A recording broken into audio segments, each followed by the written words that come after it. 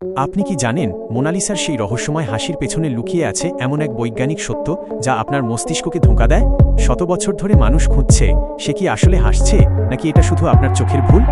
লিউভার মিউজিয়ামের কাঁচের দেয়ালে ঘেরা এই নারী বিশ্বের সবচেয়ে পরিচিত মুখ, কিন্তু লিওনার্দো দা ভিঞ্চি এই ছবিতে এমন এক টেকনিক ব্যবহার করেছেন যাকে বলা হয় স্ফুমাটো। এতে কোনো স্পষ্ট আউটলাইন নেই, আছে শুধু আলোর কারসাজি। খেয়াল করেছেন কি মোনালিসার কোনো ভ্রু, আইব্রাউস নেই। অনেকে বলেন তখনকার ফ্যাশন ছিল এমন, আবার ডিজিটাল স্ক্যানে দেখা গেছে সময়ের সাথে সাথে হয়তো সেগুলো মুছে গেছে। কিন্তু আসল রহস্য লুকিয়ে আছে তার চোখে।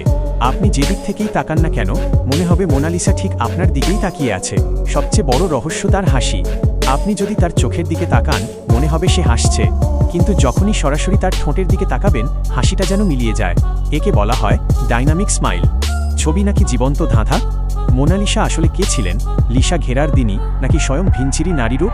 এই রহস্য হয়তো কোনোদিনও পুরোপুরি উন্মোচিত হবে না, আর এটাই এই ছবিকে করেছে সর্বকালের শ্রেষ্ঠ।